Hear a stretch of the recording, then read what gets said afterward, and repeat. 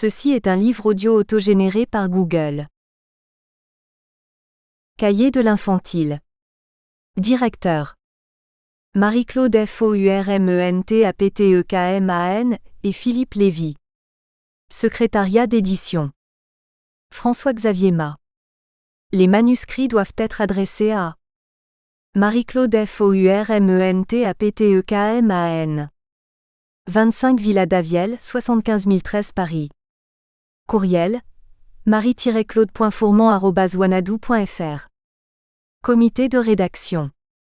Éric Bidot, Steve Bueno, Anne Bourguin, Elisabeth Chapuis, Akima Megerbi, Olivier Ouvry. Comité scientifique. Professeur membre de l'unité de recherche UTRPP Paris 13. Monsieur CFOURMENTAPTEKMAN, Monsieur Desginest, P. Lévy. Professeur honoraire, M.R. Moreau. Enseignant universitaire hors unité de recherche. À Aubert-Rouen, Monsieur Bertrand Besançon, Desbrun. Paris 7, Pécole, Chambéry, MJ Delvéo-LGO Aix-Marseille.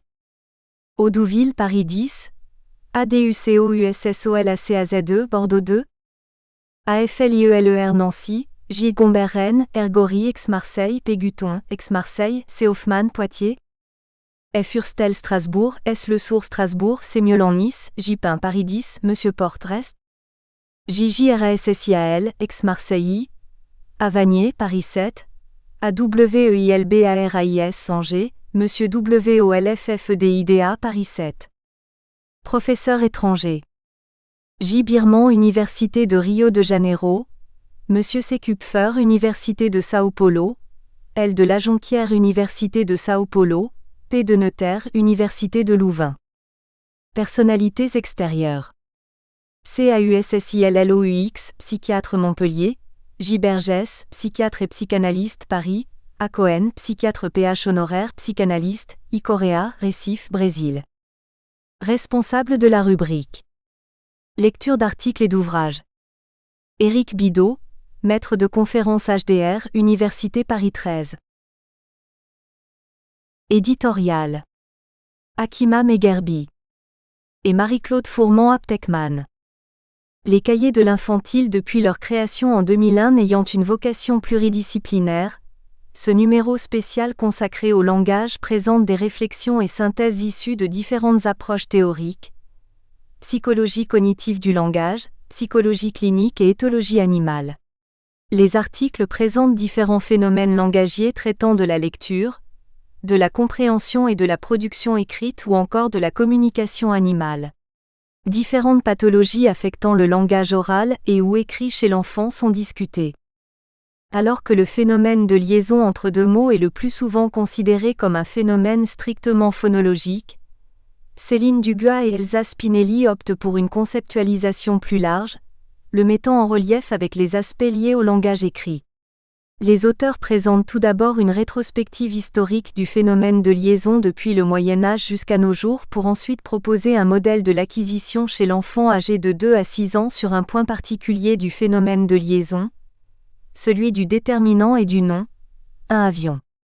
Ce modèle est également illustré chez l'enfant plus âgé, lecteur, où les représentations orthographiques de l'écrit et le phénomène de liaison sont étudiés. Le développement du phénomène de liaison chez l'enfant est très dépendant de la fréquence d'utilisation au quotidien, ce qui permet d'accorder un rôle crucial à la mémoire. La mémoire de travail dont les travaux sont maintenant bien installés en psychologie, assure une double fonction de maintien et de stockage des informations au cours d'activités complexes comme la compréhension de textes. De nombreuses recherches chez l'enfant et chez l'adulte ont montré les liens étroits qu'entretiennent mémoire de travail et compréhension de texte. Les sujets ayant des difficultés de compréhension ont généralement un empan faible de mémoire de travail. Pour expliquer cette relation, les auteurs s'interrogent sur les liens entre mémoire de travail, processus d'inhibition et compréhension du langage. Dans ce cadre, Alix Seigneric et Fabrice Robichon présentent une étude originale qui a pour objectif de tester chez l'enfant tout venant d'âge primaire, l'hypothèse d'un déficit d'inhibition chez les enfants à empan faible comparé aux enfants à empan élevé, en analysant les erreurs commises par les deux groupes d'enfants lors d'une réalisation d'une tâche d'empan. La fourmi de Ronara Ferreira et de Dominique Fresneau s'invite pour nous dévoiler les secrets de ses capacités de communication via son appareil stridulatoire. La fourmi est-elle capable de communiquer, alors qu'elle est dépourvue de système auditif tout au moins comparable à celui de l'être humain? En fait, certaines sous-familles de fourmis possèdent dans leurs pattes des organes sensibles aux vibrations qui leur permettent de décoder et d'émettre finement des informations. L'un de ces phénomènes, la stridulation, est un mécanisme d'émission sophistiqué présent chez certaines espèces de fourmis, 5 sous-familles. Ces fourmis considérées dans leur spécificité sont de véritables interlocuteurs, capables de transmettre décoder des messages à valeur informative. La seconde partie de ce numéro porte davantage sur la pathologie du développement du langage dans une double approche, cognitive et psychopathologie et psychanalyse. En psychologie cognitive, les troubles observés dans le traitement du langage écrit chez l'enfant font l'objet depuis une vingtaine d'années de nombreux débats. Récemment, Bishop et Snolling, 2004, ont proposé un modèle pour caractériser les types de difficultés observées dans le traitement du langage écrit chez l'enfant. Jusqu'alors, les travaux classifiaient les troubles du langage dans des catégories discrètes. Pourtant, ces auteurs innovent en proposant un modèle qui situe les types de difficultés sur un continuum, en 2 axes. Compétences de nature phonologique et niveau de compréhension du langage oral. En attribuant un score dans ces 2 domaines à chaque enfant, le modèle identifie au moins 4 profils d'enfants, des normolecteurs, des dyslexiques, des hyperlexiques et des dysphasiques. La synthèse de Mathilde Munot et Stéphanie Ducrot fait état des études consacrées à cette pathologie mal connue appelée hyperlexie, une sorte de pathologie en miroir de la dyslexie. Quels sont ces enfants qui présentent un niveau de lecture, au sens de reconnaissance des mots écrits, au-dessus de la norme? L'intérêt de cet article est de souligner toute la complexité de la conceptualisation de l'hyperlexie. Quels sont les critères à prendre en compte? Décalage entre âge de lecture et âge mental? Décalage entre reconnaissance des mots écrits et compréhension du langage oral? Spécificité ou au contraire existence de troubles associés à l'hyperlexie, comme l'autisme? La question des troubles associés est étudiée sous un autre angle par Fanny Meunier et Michel Ohain qui, eux, s'intéressent au recouvrement symptomatique entre troubles du traitement auditif, qui n'ont rien à voir avec des troubles de l'audition au sens commun, et dyslexie développementale. La synthèse interroge les recouvrements non seulement sur le plan comportemental, mais également sur le plan étiologique, pour enfin poser la question d'un diagnostic différentiel et envisager des propositions de prise en charge des enfants. À travers son expérience clinique auprès d'enfants en difficulté suivis en CMP, Charlotte Marciassi nous fait part de ses réflexions autour de 3 enfants sur la question de la production écrite. Son hypothèse est que lorsque l'enfant accède à l'écriture alphabétique, il continue à véhiculer dans son acte graphique et dans son tracé graphique une partie de son histoire pulsionnelle libidinale, comme il le faisait auparavant avec le dessin. Ainsi pour l'auteur, l'écriture continue à témoigner de la nature du fonctionnement psychique de l'enfant. Elle met en relation pour chaque cas clinique les résultats observés sur le niveau intellectuel, les tests projectifs et l'écriture de l'enfant. Cosimo Trono quant à lui revisite le texte fondateur de Freud sur la question de la sublimation, le créateur littéraire et le fantasme. Il propose une autre lecture qui permet d'envisager que l'écrit freudien, comme le rêve, fonctionne par condensation métaphorique et déplacement métonymie. Il en vient à repérer dans le texte freudien sous la question de la sublimation, une autre question plus discrète, celle de la honte. Ce signifiant que les psychanalystes ont souvent délaissé, permettrait de retrouver par un détour la voie principale de la sublimation. Bibliographie. Bishop D.V. et Sperluet Snolling, MJ 2004. Developmental Dyslexia and Specific Language Impairment, Same or Different? Psychological Bulletin 130, 858 à 886. La liaison, effet de la fréquence et du rapport à l'écrit sur son acquisition et son usage, Céline Duguay et Elsa Spinelli 2. La liaison en français est connue pour être un phénomène essentiellement phonologique. Elle se définit d'ailleurs le plus généralement comme l'apparition d'une consonne entre 2 mots. On peut définir la liaison comme la présence entre deux mots en contact immédiat dans la séquence sonore, d'une consonne qui n'apparaît pas nécessairement dans d'autres contextes, derrière le premier ou devant le second. Gatton, 1979, page 312. La liaison est plus précisément un phénomène d'alternance phonologique, alternance de la consonne de liaison, par exemple dans un arbre ONAB, des arbres de ZAB, petit arbre P-Titab, qui illustre la distance qui s'est peu à peu creusée entre oral et écrit. En effet, il est connu que la prononciation d'une langue suit une évolution naturelle, contrairement aux changements qui affectent l'écrit et qui sont imposés aux locuteurs-scripteurs par des instances académiques. Or, pour définir ce qu'est une liaison en français, comme le montre la citation de Gatton ci-dessus, il est nécessaire de faire intervenir des notions liées à l'écrit et notamment la notion de mot, ce qui est pour le moins paradoxal étant donné le caractère avant tout phonologique de la liaison qui s'actualise exclusivement à l'oral. Toutefois, en suivant les différentes approches linguistiques qui ont eu cours pour traiter de la liaison, Bybee 2005, De Jong 1990, Encrevé 1988, Morin 1998-2003, Selkirk 1974, Tranel 1995, il s'avère qu'il est pas satisfaisant de se limiter à une définition simplement phonologique de ce phénomène. Afin de mettre en lumière la complexité de ce dernier, nous l'aborderons dans cet article selon un double regard. En diachronie, d'une part, en précisant son origine et son évolution, et d'un point de vue développemental, d'autre part, en présentant un modèle de l'acquisition de la liaison entre déterminant et nom, modèle établi à partir d'études menées avec des enfants âgés entre 2 et 6 ans. Nous illustrerons par la suite ce modèle avec un corpus d'erreurs recueillies chez une fillette, en décrivant les différents types d'erreurs qui apparaissent puis en menant une analyse particulière sur les erreurs en fonction du contexte morpho-syntaxique en jeu.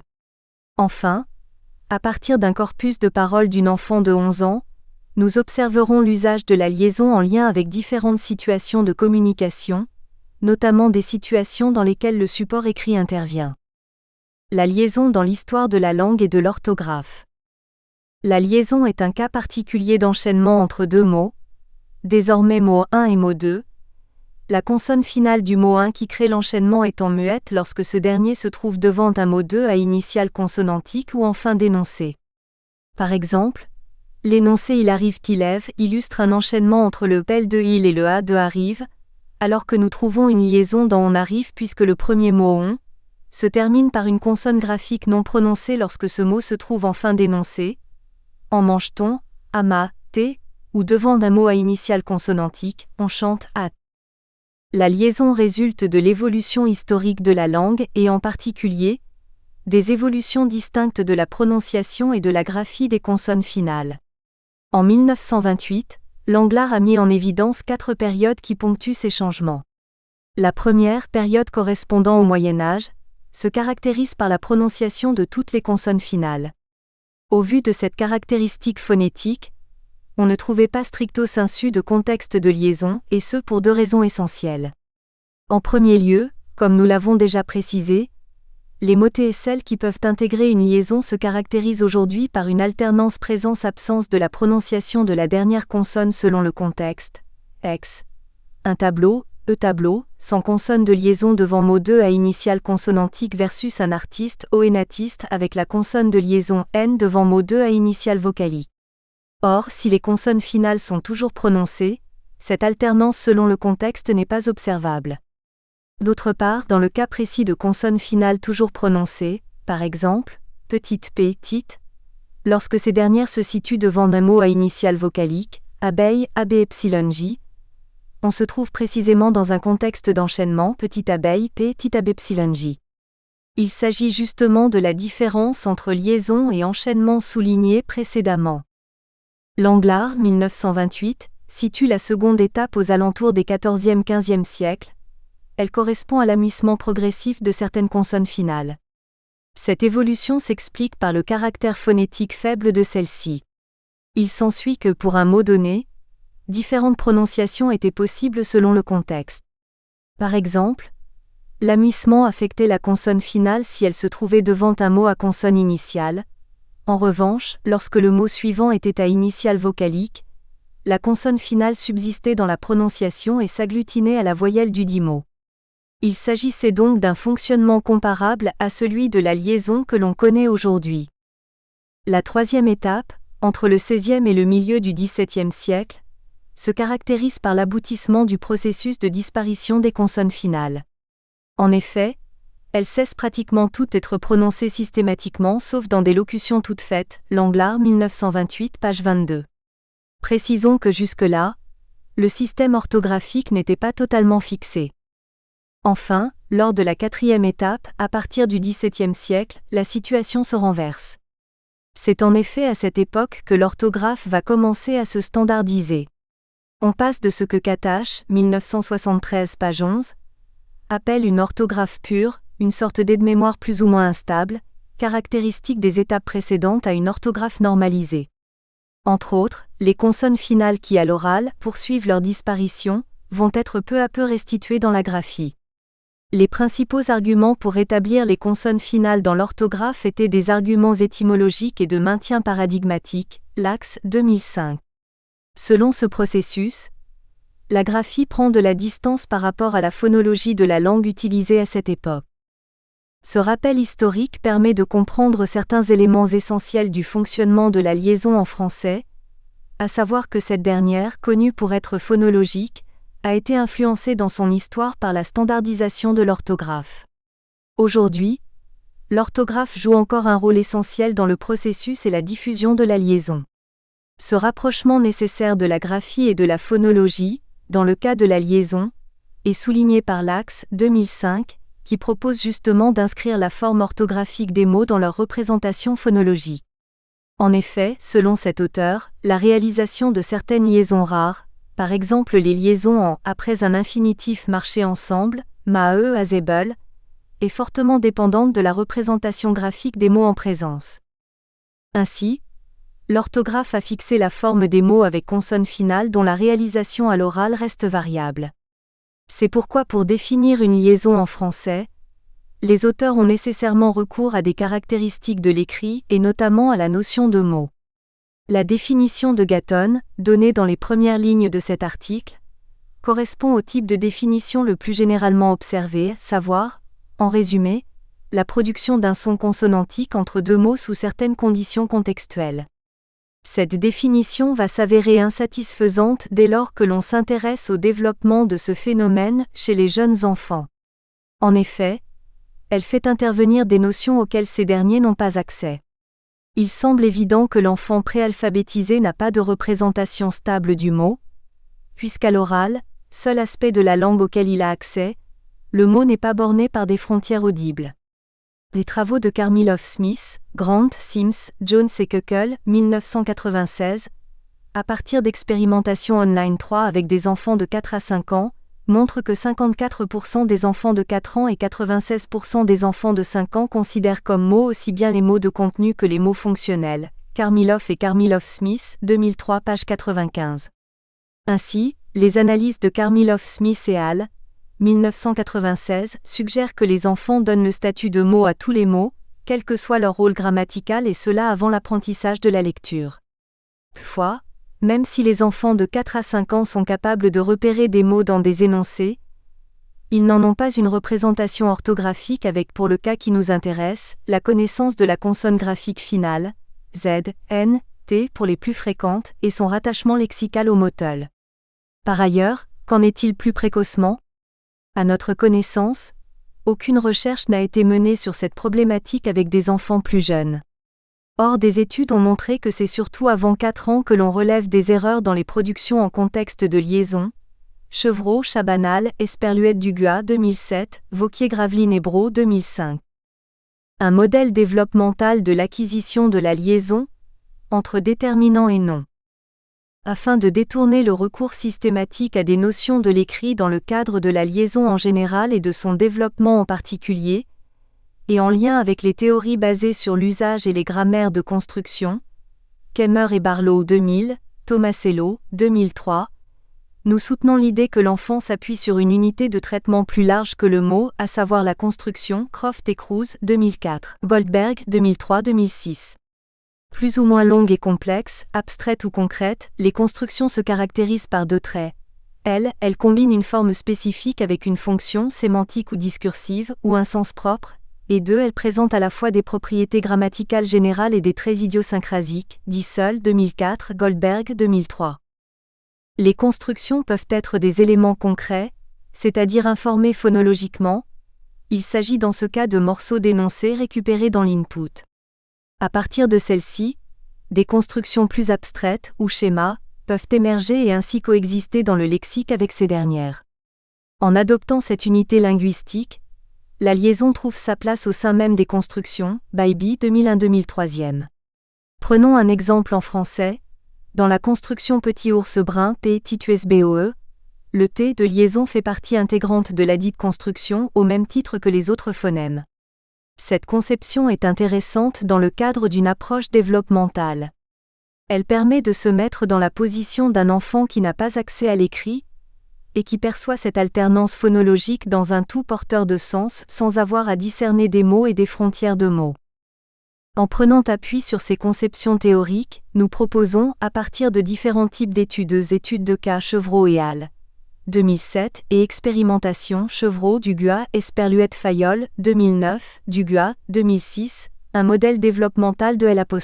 Acquisition des liaisons entre déterminants et noms qui intègrent les constructions et leurs différentes formes. Pour une présentation détaillée et illustrée par des données, voir Chevreau Duguat Esperluette Fayol 2009. Ce modèle basé sur l'usage s'organise en 3 étapes, chacune correspondant à un type de construction. Précisons que la succession des étapes est régie par un principe central dans ces approches, celui de l'émergence, Kemmer et Barlow 2000, principe qui prédit qu'une étape n+1 émerge d'une étape n par l'accumulation et la mise en relation des éléments lexicaux en mémoire. Toutefois, ce processus n'empêche pas les caractéristiques de l'étape n de continuer d'exister et d'influencer le fonctionnement cognitif et par là, les productions langagières enfantines. Ces émergences successives sont en jeu dans le passage de constructions concrètes à des constructions de plus en plus abstraites permettant de produire l'ensemble des liaisons correctement, sans les avoir nécessairement entendues auparavant. Tomasello, 2003. Dans la première étape du modèle, avant 2 ans, que nous postulons à partir du modèle développemental des constructions verbales proposé par Tomasello 2003, les enfants mémoriseraient des constructions concrètes récupérées dans l'input en raison de leur fréquence ou de leur saillance pragmatique. Dans le cas de la liaison, ces constructions pourraient prendre les formes suivantes: petit ours brun, un avion à réaction, etc. La consonne de liaison fait ici partie intégrante de la construction. Elle est mémorisée, stockée et reproduite en tant qu'élément constitutif de la construction. En conséquence, à cette étape, on ne s'attend pas à repérer des erreurs de liaison. La seconde étape se caractérise par une première trace d'abstraction. Des schémas généraux ou schémas pivots émergent des constructions en mémoire. Ils sont caractérisés par la présence d'un élément concret, mot ou phrase, qui revient régulièrement dans la parole et qui joue le rôle de constante pour d'autres éléments qui gravitent autour de lui et qui varient. Ces éléments trouvent leur place dans ce que l'on appelle des slots, c'est-à-dire les emplacements libres dans lesquels ils peuvent se loger.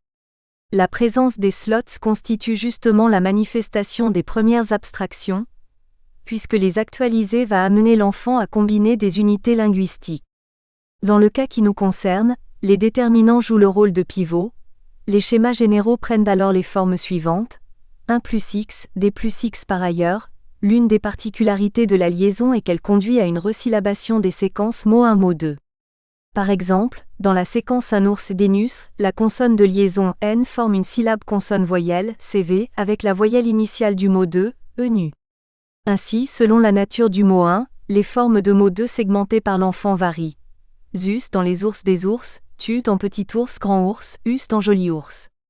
Dans le lexique enfantin, chaque mot 2 disposerait de plusieurs variantes pour le mot ours, par exemple, nu, zus, tu, us, lu. De fait, si l'enfant intègre la variante nur dans le schéma 1 plus x, il produira une liaison juste. En revanche, s'il intègre la variante zus ou la variante us dans ce même schéma, on observera respectivement une erreur de type zus, un zour et 2, un ours prononcé sans n, erreurs sur lesquelles nous reviendrons par la suite. La troisième étape émerge de la mise en relation des schémas généraux et des constructions concrètes, caractéristiques des 2 étapes précédentes. Se généralise ici le lien entre un mot 1 et un ensemble de variantes de mot 2 pour aboutir à des schémas dits spécifiés de type 1 plus nx, un suivi de l'ensemble des variantes en n initiales, d plus x, des suivis de l'ensemble des variantes en z initiales. À ce stade, l'enfant réalise correctement les liaisons dites obligatoires, après déterminant, sans devoir mémoriser l'ensemble des combinaisons mot 1 mot 2 possibles. Un corpus d'erreurs de liaison. Ce modèle développemental a été établi à partir de nombreuses études que nous ne pouvons reprendre exhaustivement dans cet article, voir Chevreau et al. 2009, Vauquier-Gravelines et Braud, 2005. Nous nous limiterons à une étude particulière qui permettra d'illustrer les grandes étapes de ce modèle. Il s'agit d'un corpus d'erreurs de liaison relevé au vol chez une fillette âgée entre 2, 1 et 6, 4. Durant 4 ans, le père de l'enfant a noté sur des carnets les erreurs de liaison que faisait sa fille en précisant le contexte. Ainsi, 898 erreurs ont été relevées et analysées. Soulignons que ce type de corpus est contraint par le temps passé avec l'enfant, temps qui varie évidemment selon les périodes de l'année. 3 grands types d'erreurs enfantines. L'analyse fine de ce corpus permet de recenser 3 grands types d'erreurs de liaison que l'on trouve régulièrement chez les enfants, Chevreau et al. 2007, Vauquier-Gravelines et Braud 2005. 1. Les erreurs par remplacement qui se caractérisent par la substitution de la consonne de liaison attendue par une autre consonne de liaison. Par exemple, ces enfants prononcés sénaphare, CN enfant, grand éclair prononcé gan que l'epsilon, grand NE accent aigu clair. 2. Les erreurs par adjonction qui consistent à produire une consonne de liaison dans un contexte où on n'en attend pas. Par exemple, manassiette manage epsilon t, le nan el nan. 3. Les erreurs par omission pour lesquelles l'enfant ne produit pas la consonne de liaison dans les contextes où elle est obligatoire. 4. Par exemple, un ordinateur prononcé DINAT, des écureuils prononcés dikioège. Les erreurs les plus fréquentes chez cet enfant sont les adjonctions, au nombre de 547 soit 61% des erreurs. Quant aux erreurs par remplacement, elles représentent 39% de l'ensemble du corpus, soit 351 erreurs 5. Ces erreurs peuvent être analysées dans le cadre du modèle développemental présenté précédemment. Elles résultent finalement de la mise en œuvre d'un schéma pivot, 1 plus x, d plus x par exemple, qui ne spécifie pas la forme du mot 2 remplissant le slot. Rappelons que les enfants peuvent disposer, dans leur lexique, de formes différentes pour un même mot adulte selon les contextes et la fréquence qui caractérisent l'usage de ce mot dans leur environnement. Ainsi, dans la séquence ces enfants sénaphare CN enfant, l'enfant active le schéma C plus X et insère la forme N enfant en AFA dans le slot. Dans manassiette manage epsilon T, le schéma Ma plus X est activé et la forme nassiette nasj epsilon T insérée dans le slot. Et dans des écureuils dikioège prononcés sans consonne de liaison, la forme écureuil écioège remplit le slot du schéma D plus X activé. Dans chacun de ces exemples, la forme qui intègre le slot n'est pas celle attendue chez l'adulte.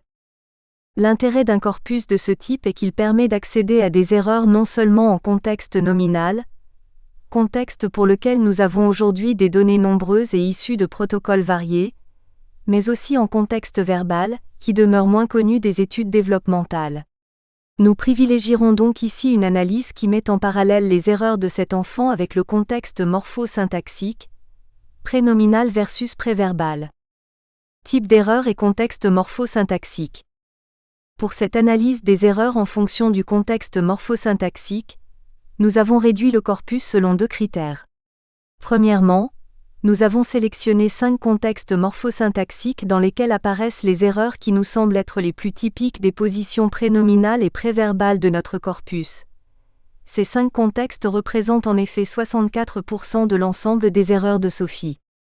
Il s'agit de 3 contextes nominaux. 1. Déterminant plus nom, 2. Adjectif plus nom et 3. Déterminant plus adjectif. Et de 2 contextes verbaux. 4. Nom plus verbe et 5. Verbe plus X. Parmi ces contextes, 1 et 3 sont des contextes de liaison obligatoire, 2 et 5 des contextes de liaison facultative.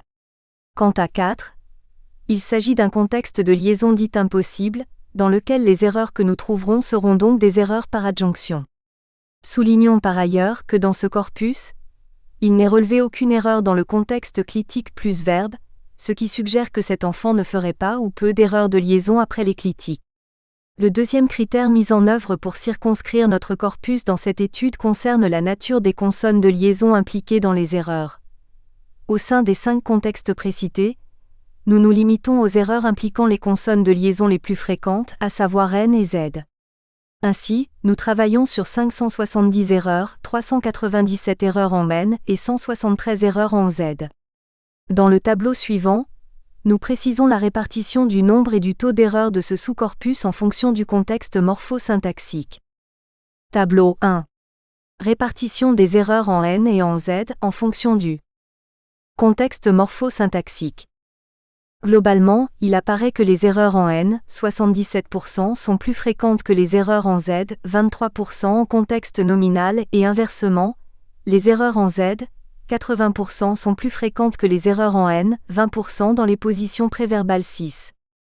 Afin de proposer des premières pistes pouvant expliquer ces tendances, nous affinons nos analyses en observant précisément les formes lexicales impliquées dans ces contextes d'erreurs. Dans le contexte non plus verbe, 16 erreurs sur les 17 sont des erreurs dans lesquelles le mot de correspond à la forme plurielle du verbe avoir, à savoir, ont, par exemple, les filles aidont, les Indiens aidont. Ainsi, il semble se dégager chez cet enfant une régularité qui pourrait se traduire par un schéma groupe nominal plus Z-ont, généralisé à partir des séquences fréquentes ils ont et elles ont 7, desquelles elle extrait la forme Z qu'elle utilise après un groupe nominal. Dans le second contexte verbal, verbe plus X, sur les 16 erreurs en N, 13 sont du même type. Un verbe conjugué suivi de en 8 par exemple. Il va n-en, je peux n-en.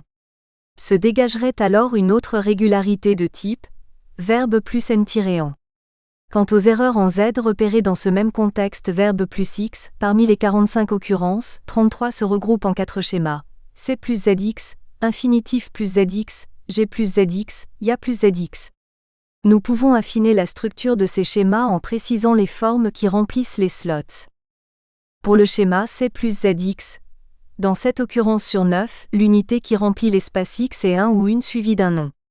On peut alors proposer le schéma C plus Z1 une plus nom. Concernant le schéma infinitif plus ZX, tous les infinitifs sont en finale en E dans les 7 occurrences, et le même déterminant une suivi d'un nom remplit le X. Ce schéma peut être précisé ainsi, VE plus Z1 plus nom.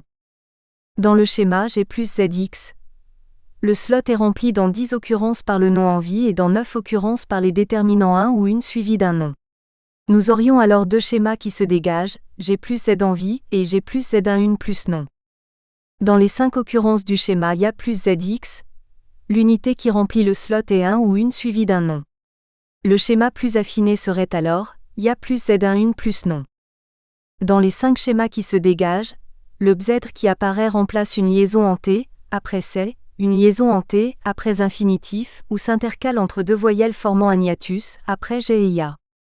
En conséquence, les erreurs en OZ, avant contexte 4e ou après contexte 5, un verbe, semble lié à des types de séquences qui apparaissent fréquemment chez cet enfant, X plus Z-on, C plus Z1 une, VE plus Z1, G plus Z en vie, G plus Z1 une, IA plus Z1 une. Notons par ailleurs que ces schémas sont construits autour de formes verbales fréquentes dans l'environnement langagier, G, C, IA. Concernant les contextes nominaux, contextes 1, 2 et 3, étant donné le nombre important d'occurrences et la diversité des lexèmes, il est plus difficile de repérer des régularités. Nous pouvons toutefois noter 2 tendances. Dans le contexte déterminant plus nom, parmi les 82 erreurs en Z, 9 comprennent des mots 1 caractérisés par la notion sémantique de pluralité mais n'impliquant pas de liaison en Z. Ces 9 erreurs semblent justement liées à la sémantique des mots 1, qui renvoient tous à des numéros.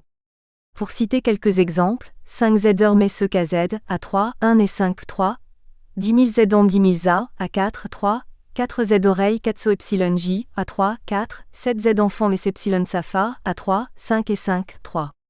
Morin, 1998-2003, qui considère chez l'adulte la consonne de liaison Z en position prénominale comme un préfixe, l'analyse également comme un marqueur de pluralité.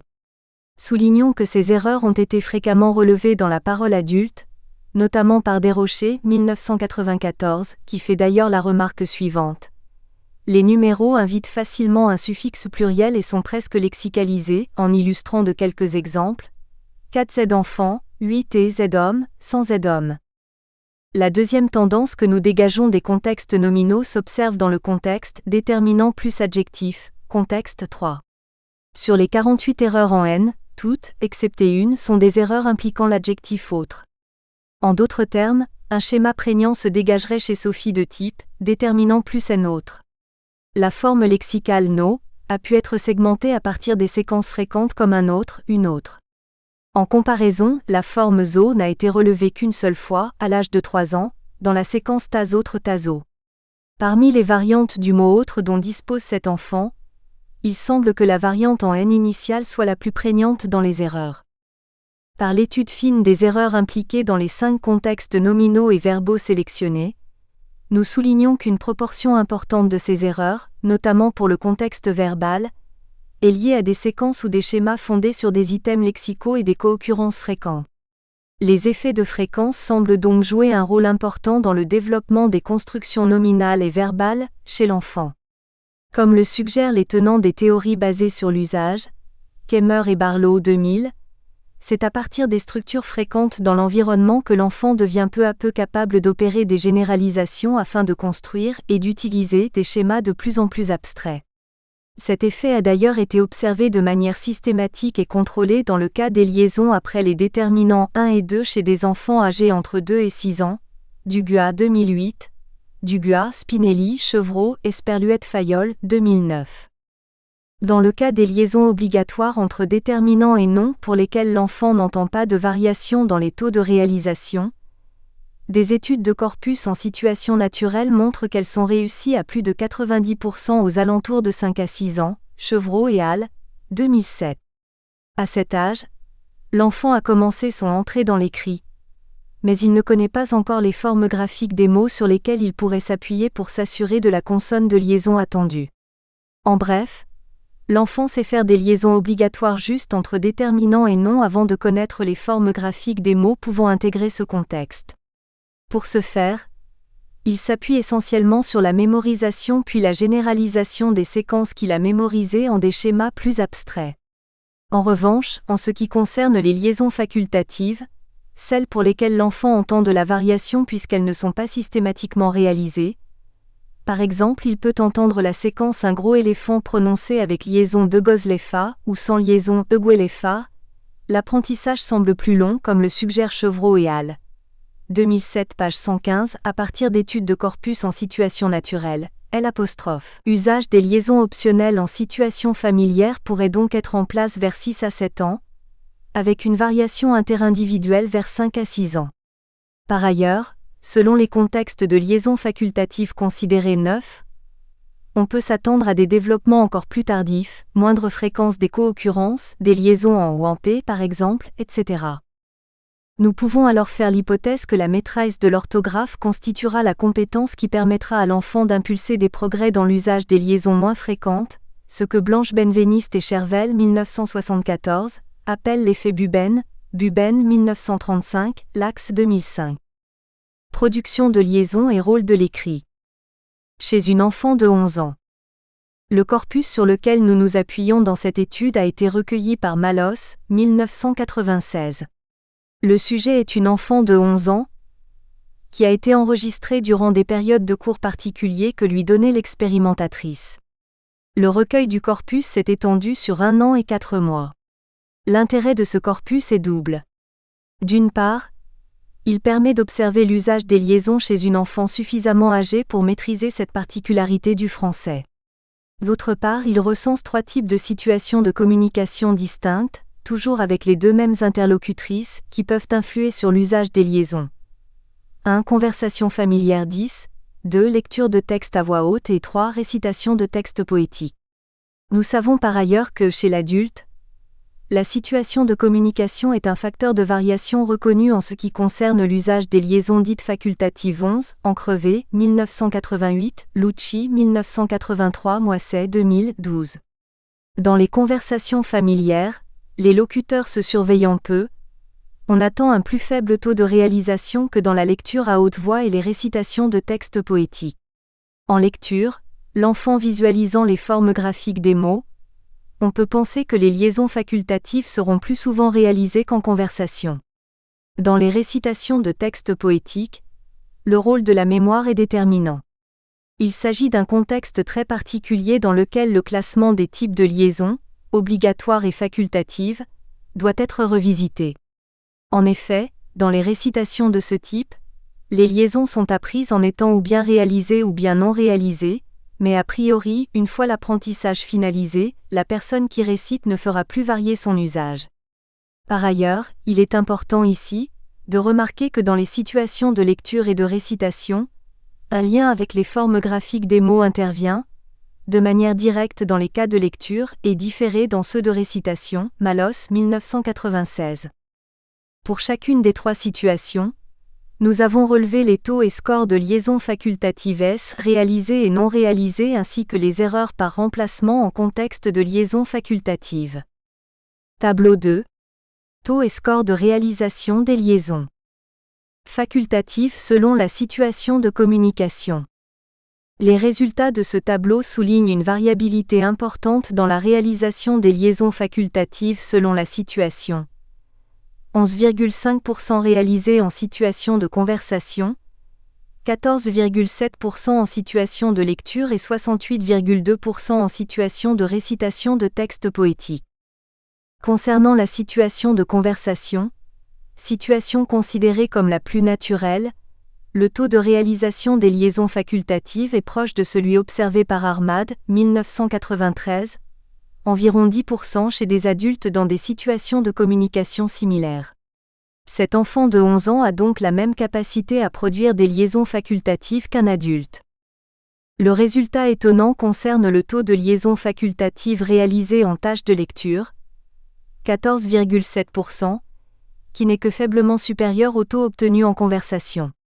Nous aurions pu nous attendre à un pourcentage plus important étant donné que dans cette situation, le lecteur a accès aux formes graphiques des mots, et par là, à la consonne de liaison finale des mots 1. Ce résultat ne valide pas notre hypothèse de départ en lien avec l'effet Buben.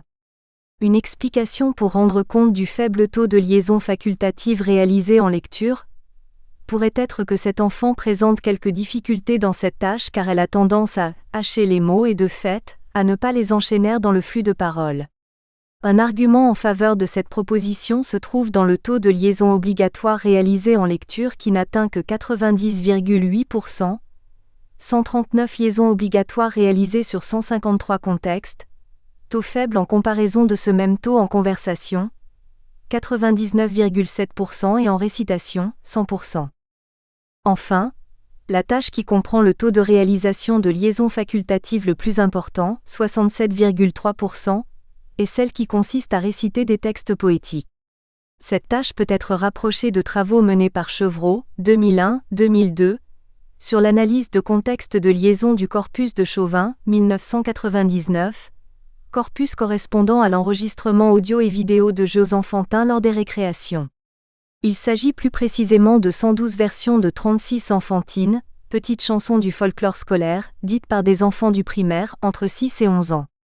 À partir du classement des contextes de liaison de Bouygues et de Jong, 1987, Chevreau 2001, observe un taux de liaison facultative réalisé important dans les comptines, 59%, et ce aussi bien chez les plus jeunes, 62% de réalisation chez les 6 à 7 ans que chez les plus grands, 59% de réalisation chez les 8 à 11 ans.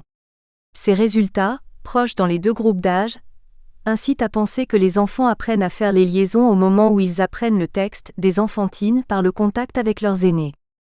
Ces taux de réalisation de liaison facultative aux alentours de 60% dans les récitations de textes poétiques chez l'enfant de 11 ans et dans les enfantines, sont à mettre en parallèle avec deux autres résultats issus de corpus. D'une part, le taux de réalisation des liaisons facultatives en situation naturelle chez deux enfants de 7 et 11 ans est d'environ 12%. Basset 2000, Chevreau et al. 2007, Malos 1996, ce taux semblant d'ailleurs constituer un palier chez les enfants. D'autre part, chez des adultes non professionnels de la parole publique et en situation non formelle, le taux de réalisation des liaisons facultatives se situe autour de 10%. Ahmad 1993.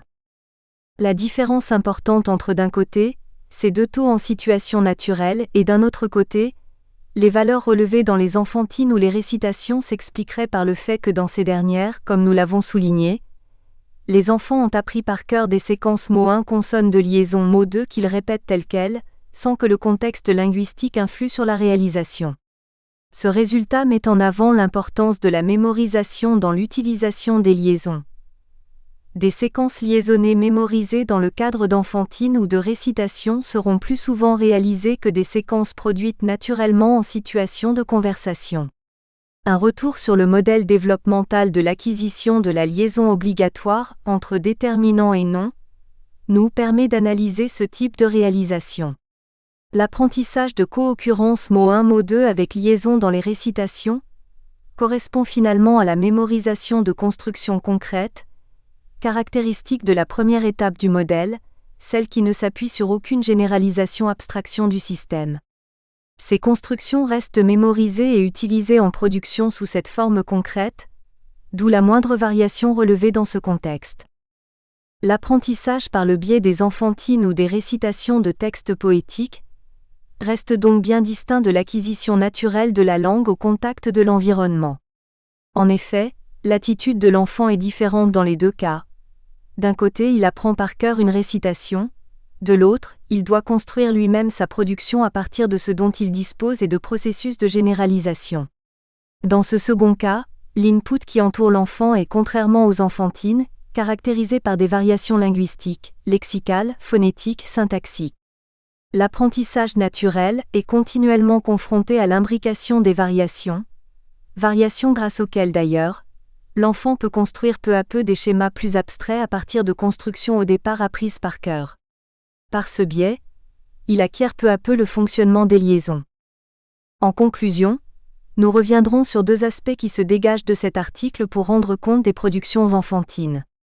Tout d'abord, la mémorisation joue un rôle central dans les premières étapes du développement de la liaison. Cette capacité est directement reliée aux effets de fréquence. Plus un enfant entend une construction comprenant une liaison, plus vite il mémorisera cette construction et sera capable de la reproduire.